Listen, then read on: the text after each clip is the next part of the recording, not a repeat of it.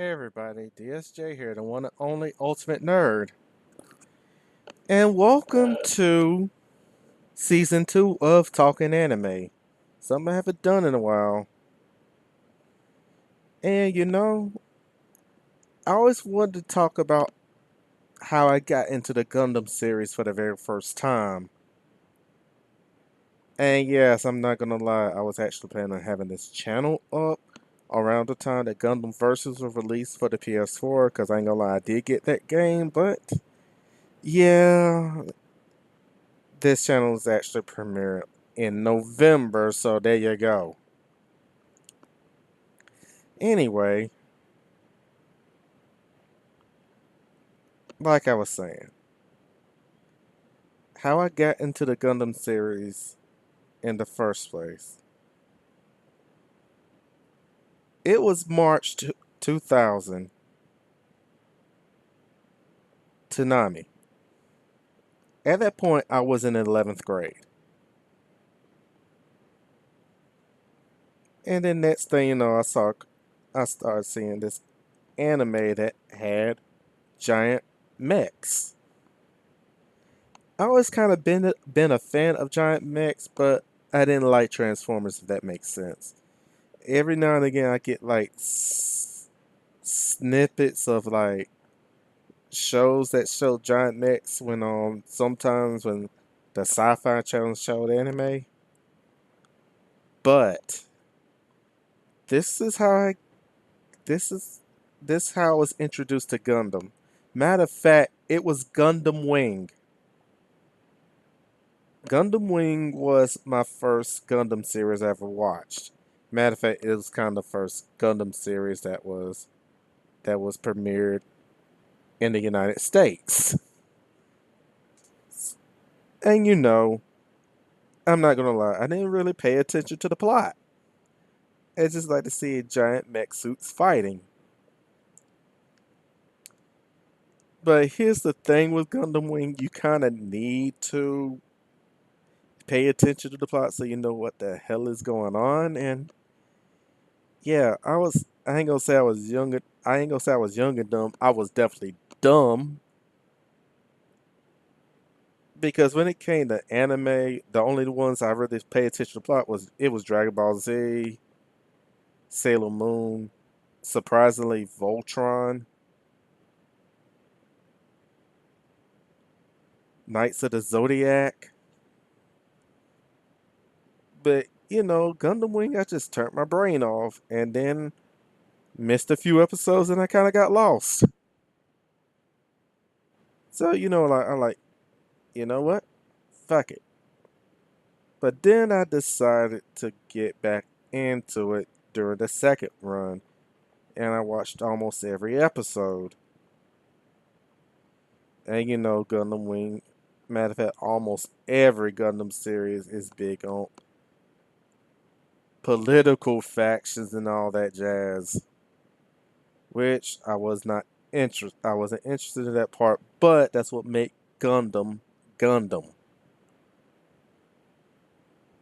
I only could think of like two Gundam series that did not have the political factions, which was the SD Gundam series, not the ones that was only shown in Japan, the butchered one we got in America. It was kind of okayish, and Mobile Fighter G Gundam. Those are the only ones I could think of that didn't have political factions. But let's focus on Gundam Wing for a moment, because, like I said, this was the first Gundam series I was introduced to. After I started paying attention to the part, like I said, I didn't really pay attention about the whole political factions, whatever, but I had to keep track of what the hell was going on. Like Operation Meteor, why was it happening? And I'm not gonna lie, to this very day, I don't understand why that plot point even exists. I don't. And I think I would never will. That kind of got on my nerves. The good guys, if you could call them that, well, Duo Maxwell is straight up good guy. Catra Rababa Winter is definitely a good guy. But the other three, you just like, you question them. But Trower Barton makes sense.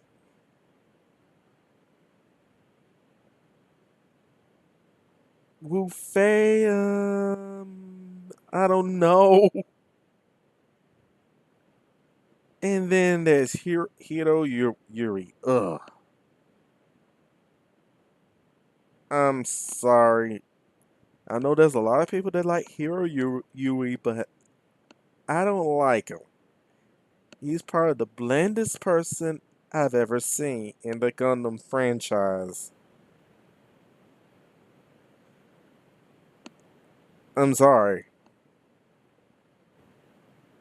Even Amuro Ray has more personality than he do. That's just my opinion. But the back and forth that he had with Relena Peacecraft really gets on my nerves. The whole thing about the pacifist kingdom.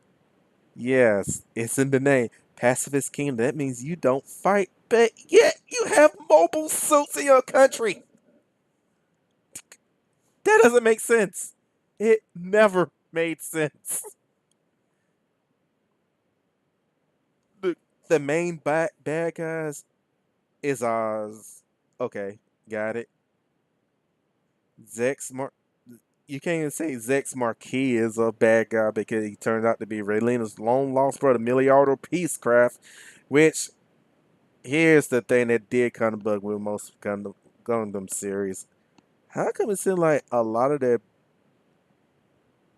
people they try to picture as a complex villain, but sometimes a good guy? Why they make him look like Char Aznable? And here's the thing: the original Mobile Suit Gundam didn't come on Toonami until later, and I didn't even know who Char Aznable was. But you will know that there's always a person that wears some kind of fancy suit and has a white mask and has blonde hair. Yeah, that's Char Aznable in a nutshell. And they always have been charismatic, except Full Frontal, but he was a clone. Yes, actually, we watched Gundam Unicorn, Unicorn Gundam, whichever you want to call it, but still. But here's the thing that did get on my nerves with Gundam Wing. There's quite a few episodes where nothing literally happens. At least in my opinion, nothing literally happens. You might see a action scene, but a lot of times you see stuff that happened like in the Pacifist Kingdom and all that, and I'm just like, ugh, shoot me now. I'm bored. But I'm not gonna lie, when it got to near the end of the series, that's when everything started ramping up. Then Endless Waltz happened. All the Gundams got redesigned, and I'm like, huh, they look neat, but I don't understand how that even happened. You got a little girl that people try to push as Trace Kushrinada's daughter, which I'm like, no, that's a horrible idea to do. And it gets even weirder. It delves more into each of the pilots' backstory for some stupid reason. Now Troas makes the most sense because I always wondered what was up with Troa, and they actually showed that. And I'm like, okay, cool.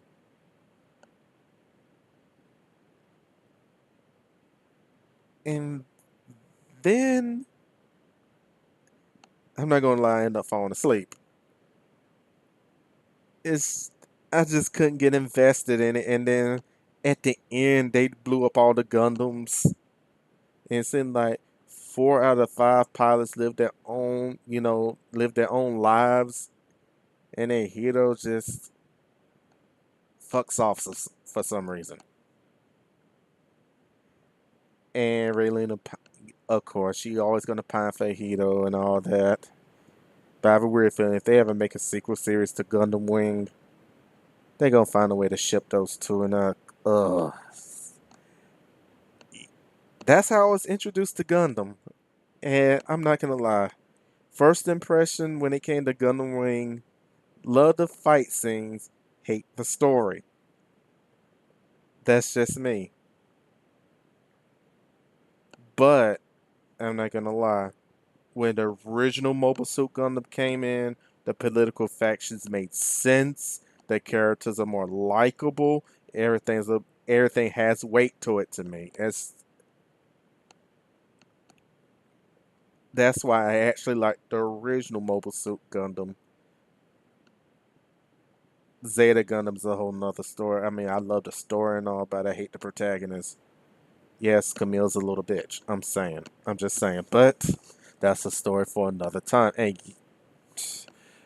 that's definitely another episode for another time when I actually start talking about the original Mobile Suit Gundam. But yeah,